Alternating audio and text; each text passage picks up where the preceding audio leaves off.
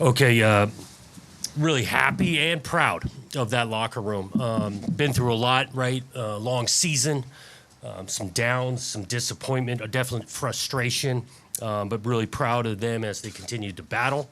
Went to work, played and practiced with energy, and so happy for them to come out with a win like they did. I thought the game, had some back and forth. Obviously, the first half, fourth down stop defensively. I thought first half, that separator where the end of the half, Alessio executing the 2-minute drive. So you go in it, I think it was 24-7 at halftime. And then talk to them at halftime. We're going to still need to score. These guys are explosive. The quarterback was in a ninth rhythm, and that played out in the third quarter.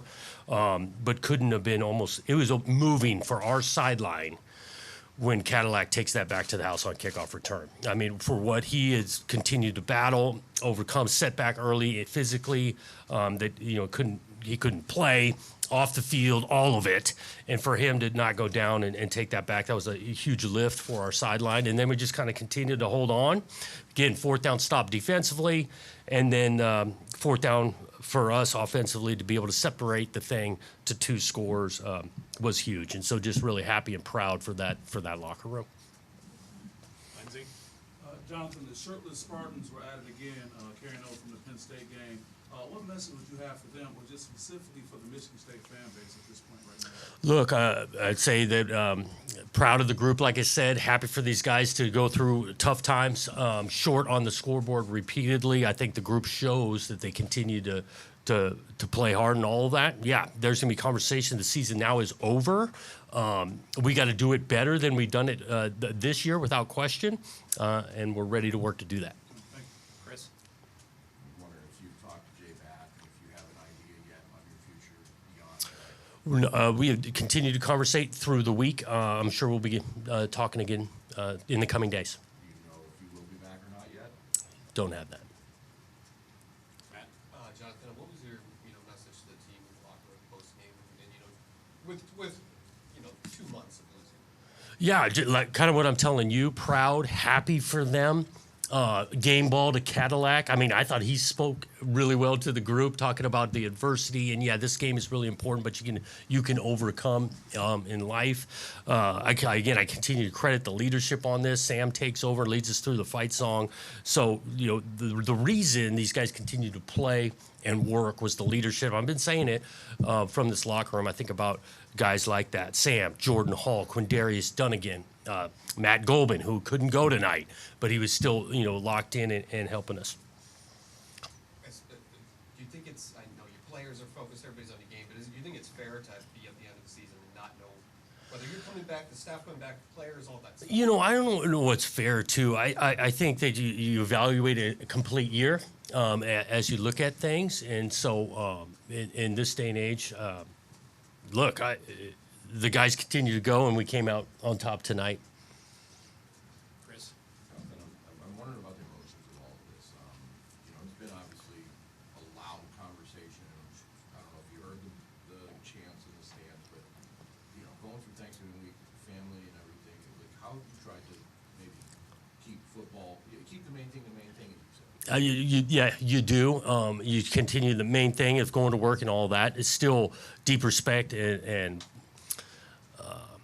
locked in on the group around, right? And so we're doing this together. I credit the staff and the professionalism and as they've approached things. And again, the leadership. This is still, the game of football. It's such a team game. The group of them staying together, fighting through, coming up short, and we come out on top tonight. What did it mean for you to hear the fight song at the end of the way? Oh, it's great, man, and it really it was especially I go back to these players, but it was great because we practiced that thing weekly on Fridays, preparing for to be able to sing it on Saturday. So it was great. Warren? Regular coach. Final stretch of the season after you make the quarterback change. What can you tell us about the progress you've seen on Alessio both on the field and also in the locker room? Yeah, I do. I think he showed progression over his starts. I think he showed his toughness, and I think they earned respect in the locker room. Each week, I thought he was in total command tonight in regards to where the ball needed to be going. You didn't see a lot of forced throws. He did get protected better tonight, and he can be dangerous. And I think it showed we can be dangerous at receiver and some of these guys in space with the ball. Matt?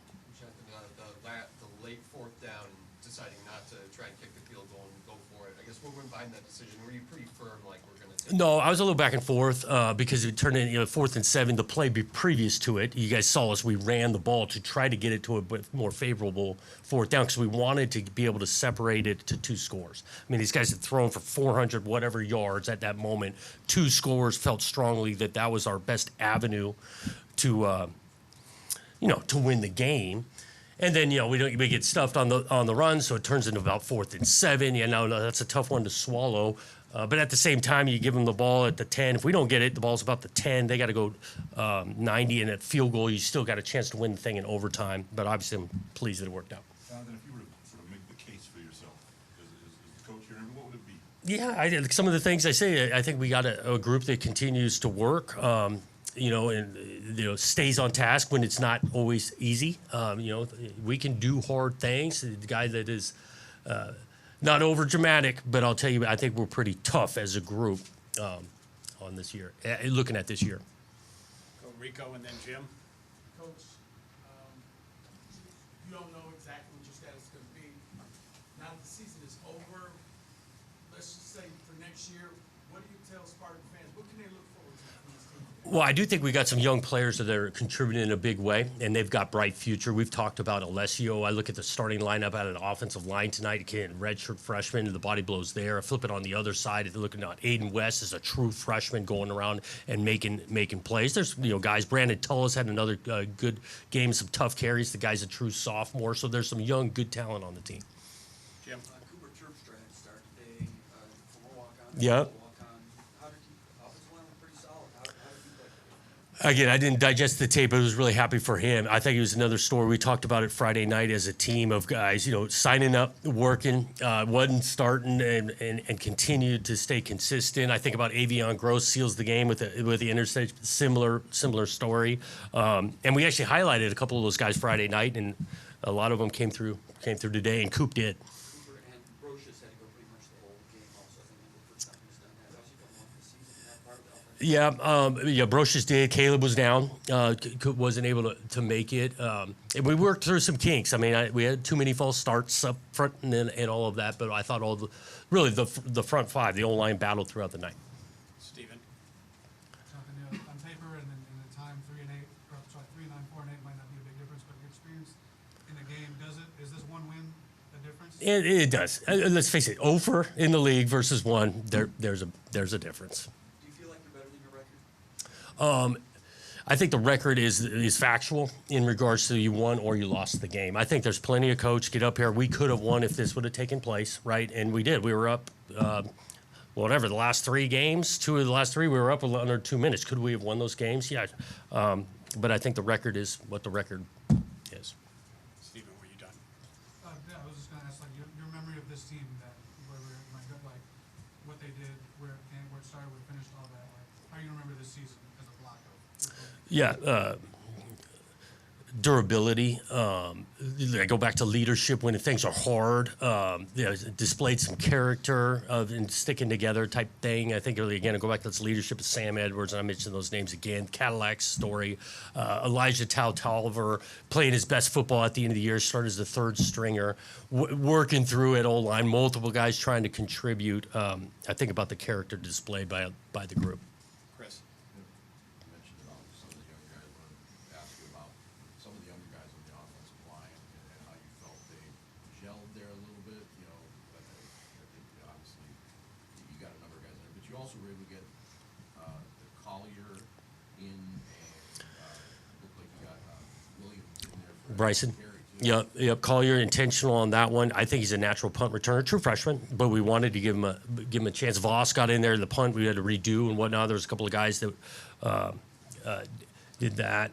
Bryson's going to be a really good player. Mentioned him back to some of the younger talent on the team. I thought he had good contributions. Again, played 4 games, so he can redshirt and stuff. But there's some guys that went through a redshirt year you didn't see much of. I think Bryson and Charles Taplin had a catch against Minnesota, but he's going to have a chance to be a good player. Far side.